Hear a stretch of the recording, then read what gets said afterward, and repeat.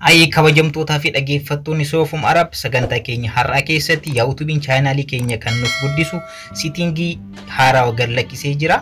Settingiin haarofni YouTube torbee kana keessa gad lakkisee YouTuber haaraafis ta'ee warroota kanaan dura turaniifis kan fayyadudha. Settingiin kun channel keenya guddisuuf teeknika yookaan tooftaa baay'ee barbaachisaa wacha hawrii keessan yeroo gabaabaa keessatti argachuu fi akkasumas subscriber gahaa yeroo baay'ee gabaabaa keessatti argachuu karaa ittiin dandeettanidha. Settingiin haaraa dhufe kun namoota kanaan dura YouTube hojjechaa turtanii haarawaafis ni ta'a nama hundaafiyyuu. Settingiin kun haaraa gad lakkifame. Settingiin kun YouTube keenya yookaan channel keenya guddifachuudhaaf settingii murteessaa ta'edha. Egaa settingii kanatti fayyadamuudhaan YouTube keessan guddifachuu dandeessanii settingiiwwan YouTubein gad lakkise keessa murteessaa isa ta'edha jedhee yaada akka kiyyatti. YouTubein settingii kana settingii akkam gad lakkisee akkamitti hojjeta akkamitti nu channel keenya nu guddisa gaafiiwwan jedhaniif deebii isiniif kenna. Dursa warroon channelii barsiisaa ta'ee fi barnoota adda addaa keessatti argamu kanaaf haarawaa taatan subscribe gochuudhaan fuulduratti mallattoon notification isinii dhufa. Isii al tokko qaqqabuudhaan all irra yoo gootan yeroo hunda viidiyoowwan an gad lakkisu mallattoo message-tiin akka isin ga'u gochuu dandeessanii. Akkanumallee viidiyoowwan baay'eetu as keessa jira. Hunda keessa iyyuu daawwachaa barnoota gahaa akka irraa argattan abdii qaba. Bifa playlistiitiin illee asitti isinii kaa'ee jira. Hundi keessanuu daawwachuu ni dandeessu. Hayyee akkuma mata duree irratti isiniif ibsuuf yaaletti YouTubein settingii haaraa gad lakkisee jira. Settingiin kunillee channel keenya nuuf guddisuudhaaf murteessaadha. Settingii kanatti fayyadamuudhaan yeroo gabaabaa keessatti subscriber baay'ee argachuu dandeessanii akkanumallee view baay'ee argachuu dandeessan jechaadha. Settingii kana YouTubein settingii akkam gad lakkise wajjin ilaalla jechaadha. Settingiin kun haarawaa mee fakkeenyaa fi haa ilaallu. YouTube keessan iseentu settingiin kun hin jiramoo hin jiru isa jedhu wajjin haa ilaallu. Fakkeenyaa fi mallattoo eda'uu yookaan upload video isee jettu kana nutuutu isa kanarra yoo dhuftan upload video settingiin jedhu kan duraan dursee upload video ittiin goonudha. Go live inni jedhu immoo kan kanaan dura live ittiin settingii ittiin seenudha. Akkanumallee create a post isa jedhutu jira. Anarratti hin dhufne isin irratti nu dhufa. Kanaan dura create a postiiwwan adda addaa YouTube keessan irratti gadhiisuudhaan beeksisa akka beeksisaatti kan itti fayyadamtanidha. Warroonni subscriber akkuma 10 ol qabdan ammoo add to your story settingii jedhutu jira. Settingii sun jalanatti isinii bana. Ana fakkeenyaaf subscriber akkuma 10 waan hin guutiin naaf hin banne isin garuu isiniif bana. Settingiin har'aa kun amma akkuma isin jedhe kana as keessa hin jiru. Settingiin kun as keessa hin jiru. Settingii kana akkamitti argachuu dandeenya? Egaa settingii kana kan hojjetame biyya Ameerikaa qofaa fi YouTubein kan lakkise biyyoota guddatan akka Ameerikaa qofaaf kan gad lakkifamedha. Ameerikaa keessa qofatti hojjetama settingiin kuni. Biyya keenya keessatti hojjetu akkuma argartan. Ani Itoophiyaa keessa ta'uu kiyya waan YouTube waan beekeef settingii kana naafitu hin dandeenye. Kanaafiyyuu amma settingii kana akkamitti argachuu danda'a? Fakkeenyaaf settingiin kun asirratti naan dhufne. Isin birattis illee dhufu jedhee yaada. Settingii kana garuu akkamitti argachuu dandeenya? Karaa kamiin settingii kana argamne itti fayyadamna isa jedhu isinitti mul'isa. Egaa ammas video kana like godhaa. Egaa akkamitti arganna? Akkamitti argachuu dandeenya? Warreetaniif YouTube keessan cuftanii ni baatanii. Egaa Play Store keessan irra ni seentanii Play Store keessan irra seenaadha. Asirratti Play Store isa jedhu kana ni tuqxu tokko.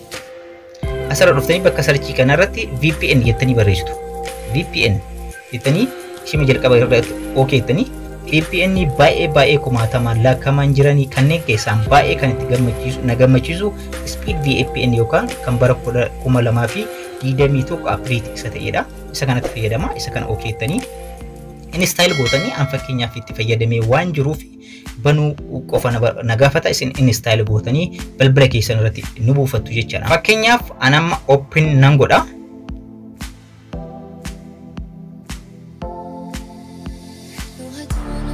Haala kanaan isin dhufaa jalqaba anama fakkeenyaaf kanaan dura waan itti fayyadamaa jiruuf akkanatti na dhufe. Isin garuu permission isin gaafata. Permission sanillee allow jettanii darbuu ni dandeessanii. Amma asirratti hojiin guddaan asirratti hojjenna. Egaa akkuma duratti isiniin jedhe settingiin kun kan hojjetu biyya Ameerikaa keessa qofatti. Nu immoo VPN kanatti fayyadamnee biyya Ameerikaa nama jiruuf akka nama achi jiru fakkeessinee settingii kana argachuu ni dandeenya. Itti fayyadamuu ni dandeenya jechaadha. Fakkeenyaaf biyya Ameerikaa akka jiru akkamitti fakkeessuu dandeenya isa jettan VPN baay'eetu jira. Kanaan dura barnoota VPN yeroo baay'ee baratanii jirtan jedhee yaada. Asirratti bakka US jedhu kana ni tuqxanii. Egaa biyyoota baay'eetu asirratti jira. Biyyoota kana hunda keessaa kan nu har'a barbaadnu USA qofaadha. Sababni isaas settingiin kun kan baname USA-dhaaf qofa waan ta'eef Ameerikaa qofaaf waan ta'eef nu kan filannu US-dha. US-in baay'eetu jira. Gara 6 naannoo saniitu jira. Kanneen keessaa tokko ni filattan jechaadha. Sababni isaas biyya Ameerikaa akka jiru fakkeessuudha. Fakkeenyaaf namoonni Duubaay jirtan Duubaay ta'uu keessan YouTube ni beeka. Biyyoota Itoophiyaa keessa warroonni jirtan Itoophiyaa keessa jiraachuu ni beeka. Kanaafiyyuu settingiin kun isin dhufu jechaadha. Kanaafiyyuu asirratti USA ni filattu. Kanneen keessaa an fakkeenyaaf USA Miami isa jedhu kan ni filadha. Fakkeenyaaf akkuma amma argitan filadhee jira.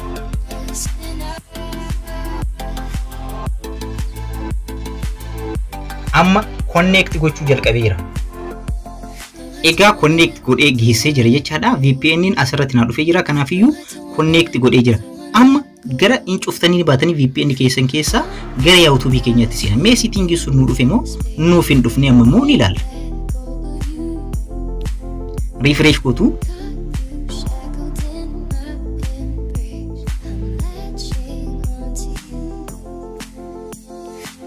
Akkana beeksifni yoo isin dhufe mallattoo kana tuquudhaan balleessaadha. Mallattoo eda'uu kana ni tuqxanii settingii kana barbaachuudhaaf fakkeenyaaf haala kanaan nu dhufee jira. Create a short isa jedhu kanaan. Settingiin kun kanaan dura bilbila keenya keerran hin turre amma haarawaa nu dhufe. Kanaan dura barnoota short video akkamitti hojjechuu akka dandeessan isinitti himeera. Short video hojjechuun baay'ee murteessaadha. Short video baay'ee yoo gagalleeffatan subscriber baay'ee yeroo gabaabaa keessatti argattan, lammaffaa view baay'ee argattanii. Kanaafiyyuu view baay'ee fi subscriber baay'ee yeroo argattan YouTube'n keessa yookaan chaanaalii keessa guddachuudhaaf baay'ee carraa baay'ee qaba jechaadha. Settingiin haarofni kun immoo YouTube'n matammaan isaa kan gannu lakkisee waan ta'eef namoota baay'ee bira carraa gahuu qaba. Maaliif inni kun asumarratti viidiyoo liivii marratti asumarratti jechaadha kan waraabdan asumarratti waraabdanii asumarratti fayyadamtanii kaameraa isaa isin qopheessira asumarratti waraabdanii viidiyoo waraabdan garuu daqiiqaa tokko gad ta'uu qaba. Short viidiyoodha waan ta'eef daqiiqaa tokko gad keessattuu sekendii 59 gad yoo ta'e baay'ee tokko barbaachisaadha. Daqiiqaa tokko ol yoo ta'e short viidiyoo ta'uu danda'u waan ta'eef kanaafiyyuu mataan isaatu nu qopheessira waan ta'eef kanaan dura bilbila keenyatti fayyadamnee short viidiyoo akkamitti waraabuu dandeenya. Short viidiyoon nama baay'ee argachuu hin dandeenye nuuf ilaalamaan jiru wantoota kanaaf kan kana fakkaatan immoo amma settingiin kun isiniif deebii ni kenna jechaadha. Isa dura shorts jennee irratti barreessu shorts jennee irratti barreessine dur YouTube beeksisaa turre. Amma immoo settingii kana YouTube mataan isaatu qopheessee nuuf fideera waan ta'eef kanatti fayyadamna jechaadha. Garuu settingii kana bilbila waraabdanii yookaan gallakkistan ta'e short ta'uu hin danda'u. Asirratti wanti beekuu qabdanii viidiyoon keessan ofii keessanii short viidiyoo akka waraabnu sanitti akka kanaan dura isin barsiisanitti short viidiyoo qofa waraabdanii gallakkisuu hin danda'amu. Kana qofatti fayyadamtanii kan waraabdanii yeroo waraabdan tokkoffaa bakka cidhaa yoo ta'an lammaffaa bakka bashannanaa ta'uu dandeessanii sadaffaa waa'ee chaanaala keessanii fakkeenyaaf nyaata irratti warroonni hojjetan ispoortii irra warroonni hojjetan viidiyoo gabaabaa tokko hojjetanii asumarratti YouTube mataa isaaniitiin isiniif waraaba waan ta'eef yeroo masan generate godha yeroo kana nama baay'ee bira akka gahu isiniif godha jechaadha. Kanaafiyyuu yeroo kana nama baay'ee carraa argachuu qabdan jechaadha. Kanaafiyyuu mee akkamitti bannee haa ilaallu. Okay tani akka kanaan gudura waan itti fayyadameef akkanan naa dhufe isin biratti garuu permission isin gaafata. Permission sanillee guutuu hin dagatinaadha. Fakkeenyaaf sekendii 15 jedha. Sekendii 15 gad viidiyoowwan tan yoo kan waraabna ta'e sekendii 15 irra goona. Akkanumallee 60 akkuma argaa jirtan 60 irra yoo goone immoo viidiyoo sekendii 60 gadi hojjechuu barbaanne akkas goona 60 irra goonaa jechaadha. Inni jalqabatti argitan Filippin jedhu kun kaameraadha. Kaameraa jijjiiruudhaaf gara keessanii godhuu fi oppoziitii faallaa keessanii gochuudha. Akkuma amma argartan kana duubaa fi dura garatti ittiin jijjiir kaameraa keessanii ittiin jijjiirtanii. Inni lammaffaa speedidha. Speed inni jedhu kun immoo saffisa viidiyoo keessanii dabaluudhaaf fakkeenyaaf viidiyoo daqiiqaa 2 2x irra yoo gootan fakkeenyaaf akkuma amma argartan 2x irra yoo gootan viidiyoo daqiiqaa 2 daqiiqaa tokko keessatti daqiiqaa tokko gaditti akka isin dhumatu barbaadan 2x irra gootan jechaadha. Viidiyoo waraabdan kan daqiiqaa 2ti garuu daqiiqaa tokko keessatti akka dhumatu barbaadan maaliif short viidiyoon daqiiqaa tokko gad ta'uu waan danda'u. Sadillee yoo ta'e akkasuma 3x irra yoo gootan viidiyoo daqiiqaa 3 gara daqiiqaa tokkotti isin gabbuusa jechaadha. Kana as keessa speedii viidiyoo keessanii kan itti filattanidha jechaadha. Daqiiqaan yoo isin harkaa ol ka'e kan itti filattanidha. Inni itti aanu sadaffaan taayimer inni jedhu. Taayimer jechuun kaameraan keessan sekendii meeqa keessatti eegaluu qaba waan jedhu kan itti filattanii fakkeenyaaf sekendii 3 sekendii 20 sekendii 10 jedhee asirra isin barreessa. Sekendii 3 yoo filattan fakkeenyaaf sekendii 3 keessatti kaameraan keessan hojii isaa yookaan waraabuu ni eegalaa jechaadha. Fakkeenyaaf mee hamma asirratti start jennee haa ilaallu. 3 2 1 jedha kaameraan keessan eegaluudha. Lik akkuma tokko jedheen kaameraan keessan waraabuu haala kanaan ni eegala jechaadha. Yeroo kana kaameraan keessan waraabaa jira sekendii hamma danda'ame san waraabdanii viidiyoon keessa sekendii 15 ta'uu danda'a 20 ta'uu danda'a. Amma argartan garraa kanarratti hamma sekendii 60 isin lakkaya achiin booda garuu ni dhaaba jechaadha. Kanaafiyyuu isin asirratti ilaalaa sekendii meeqa akka ta'e viidiyoon hojjechuu barbaadan isintu beeka waan ta'eef sekendii barbaadan keessatti erga waraabdanii booda haala kanaan ni dhaabdanii dakana dhuftanii mallattoo raayitiin jirti. Raayit yoo gootan viidiyoon keessan ni dhaabata jechaadha.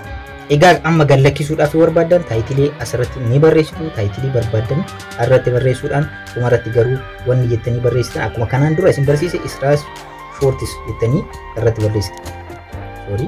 Haala kanaan irratti barreessitanii kana booda taayitilii keessan sirreessitanii akka barbaadanii barreessitanii isin waan fitan irratti guutanii upload yoo gootan short video ofuma keessanii YouTube create isiniif godhee jira. Haala kanaan itti fayyadamuudhaan YouTube keessan irratti gallakkisuudhaan baay'ee YouTube mataa isaatii namoota baay'ee bira akka godhee YouTube yeroo gabaabaa keessatti isiniif guddata jechaadha. Barnoonni har'a qabadhee isiniif dhufe kana fakkaataa settingii kanatti fayyadamuudhaan chaanaala keessa yeroo gabaabaa keessatti guddifachuu ni dandeessanii. Dhumarratti warroonni chaanaala kanaaf haarawaa ta'an subscribe godhaa. Viidiyoo kanas like gochuun dagatinaa.